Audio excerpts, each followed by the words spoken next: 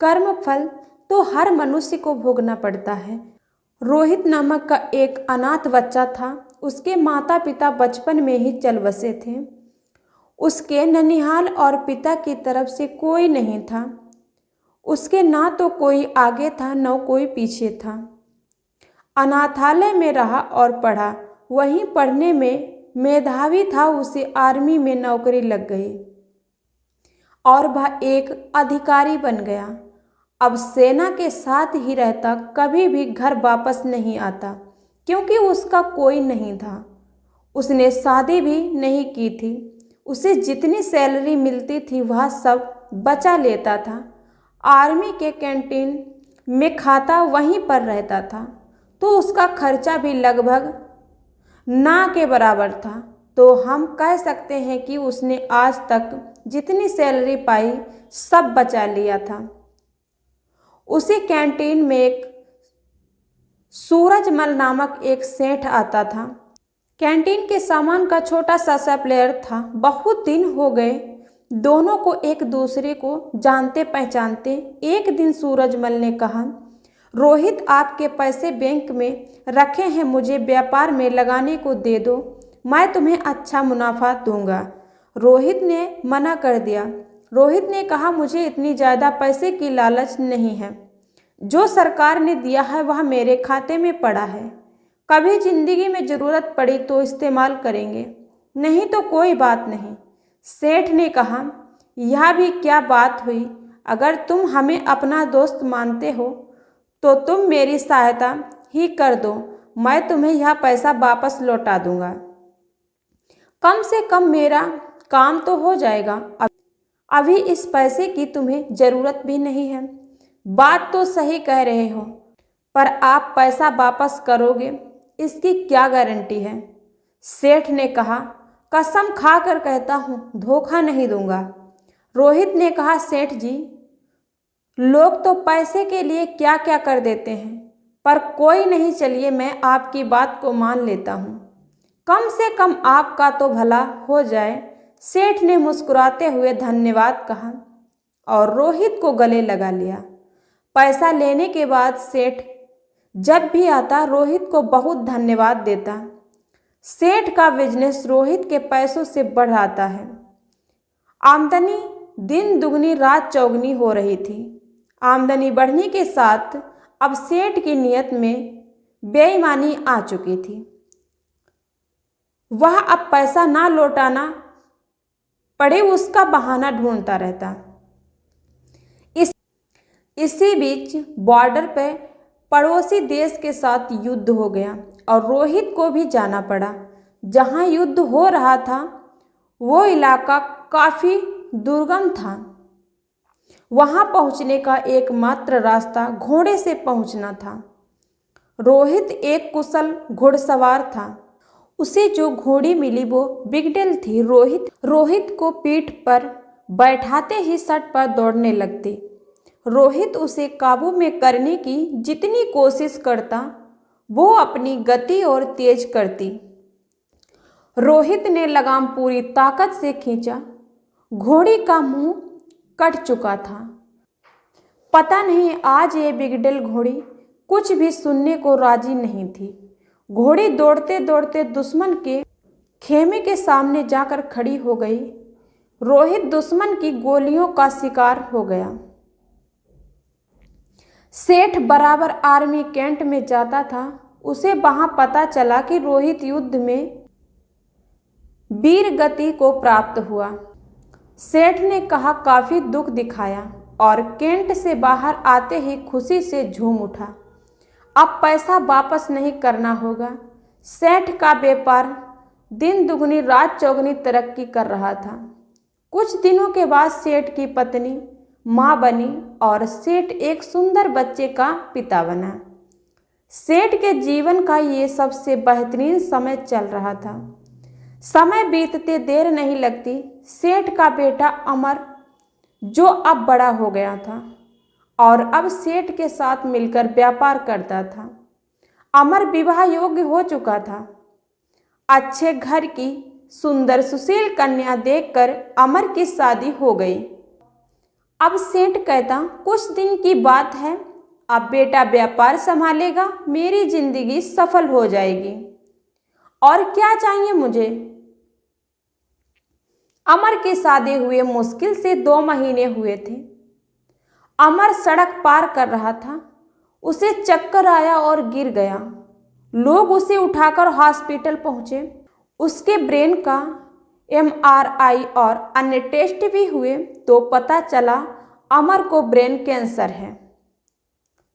सेठ ने डॉक्टरों से कहा, पैसे की चिंता मत करें, आप इलाज करें। डॉक्टर और हॉस्पिटल बदलते गए पर अमर की हालत दिन ब दिन बढ़ती गई।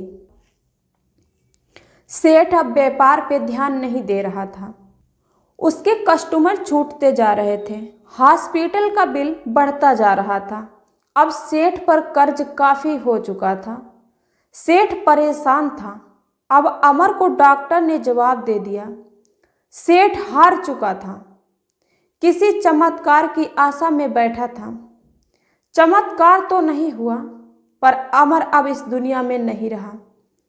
महीनों जिंदगी की जंग लड़ने के बाद अमर हार चुका था। सेठ के घर में हाहाकार मच गया। सेठ सेठानी, अमर की पत्नी सब विलाप कर रहे थे। यहाँ तक कि घर के नौकरों का भी रो रो कर बुरा हाल हो रहा था। तब तक एक साधु उधर से गुजर रहे थे। उन्होंने करुण क्रंदन सुना तो रुक गए। वहां जाकर उन्होंने कहा, रोने से कुछ नहीं होगा, जो होना था वो हो गया। सेठ गुस्से में बोला, मेरे साथ ही क्यों? साधु ने कहा, सब कर्मों का फल है, यही चुकाकर जाना होता है। आज बहुत रो रहे हो, कल तो तुम बहुत हंस रहे थे। सेठ ने कहा, मैं कुछ समझा नहीं महाराज। साधु ने कहा, तुमने अपने व्यापार के लिए उधार पैसे लिए थे। जब व्यापार चल पड़ा तो तुमने जिसके पैसे थे उसे लौटाए नहीं। सेठ ने कहा, गलत, वो मर गया था। किसे लौटाता? साधु ने कहा, झूठ नहीं, तुम भूल गए हो। उसके मरने के समाचार पे तुम कितना खुश हुए थे। उस दिन तुमने मिठाई बांटी थी। क्या मिठाई बांटना सही था आपका? तुम उसके पैसे को सरकार को या अनाथालय या किसी जरूरतमंद को दे सकते थे, पर तुमने नहीं दिया। तुम्हारी नियत में खोट थी। सेठ शर्मिंदा था। आज सेठ वहीं पर खड़ा था जहां पर आज से 20 साल पहले खड़ा था। आज ना तो पौधे थे, ना व्यापार और ना ही पुत्र, और ढेर सारा कर्ज था। साधु ने कहा, यह तुम्हारा पुत्र वही लड़का रोहित था। यह अपना हिसाब कराने आया था। हिसाब कर लिया और चला गया। जितना उसने तुम्हें दिया था ब्याज सहित वापस ले गया। तुमने उसकी शिक्षा, शादी, हॉस्पिटल सब पर खूब खर्चा किया। जब वो गया तुम्हें भिखारी बनाकर गया। सेठ ने कपकपाते हुए कहा, मान लिया मेरी गलती थी। इस बेटी की क्या गलती थी? इससे तो सिर्फ 2 महीने पहले शादी हुई थी। साधु ने कहा, यह इसका कर्म का फल था। ये पिछले जन्म में वो घोड़ी थी जिसके चलते रोहित की जिंदगी खत्म हुई। आज रोहित ने बदला ले लिया और इसकी जिंदगी नरक बनाकर चला गया।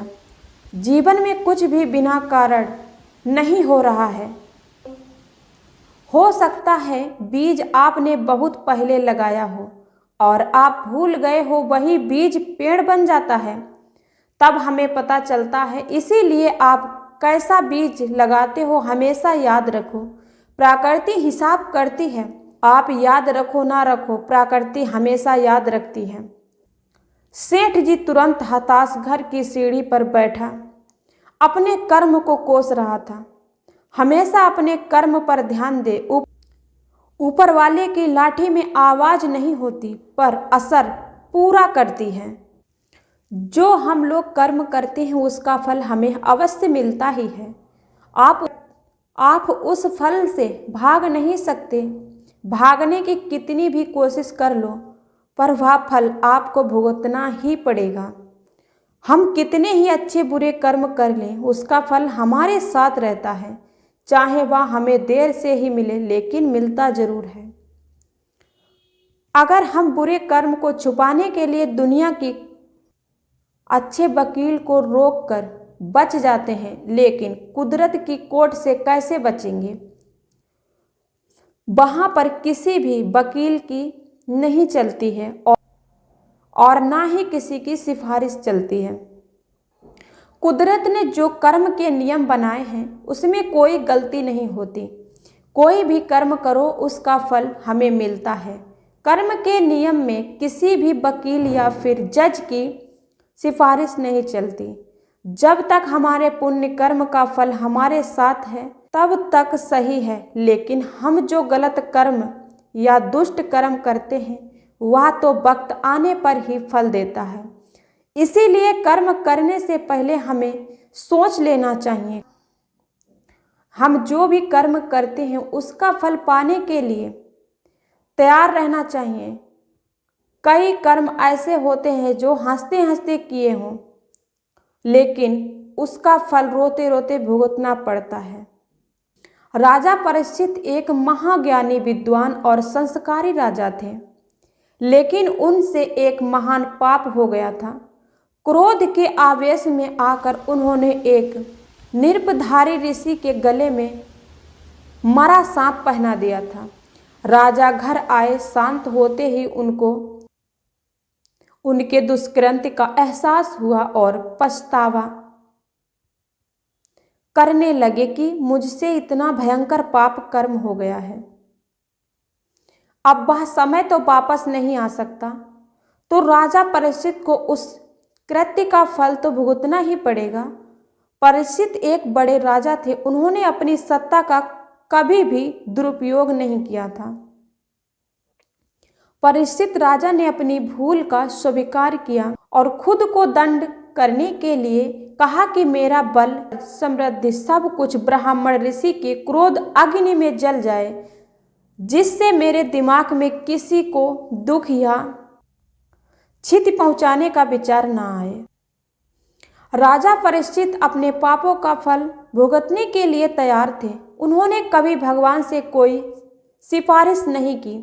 उन्होंने तो भगवान से अपने पापों का दंड मांगा, जिसके उदाहरण से भविष्य में कोई राजा क्रोध के आवेश में ऐसा दुष्कृत्य नहीं करे। इस प्रकार राजा परीक्षित अपने कर्म से भागे नहीं और परिणाम भुगतने के लिए तैयार रहे। वह भागने की कोशिश करते तो भी कर्म अपना फल दिए बिना नहीं छोड़ता और ना ही अपने राजा होने का घमंड किया।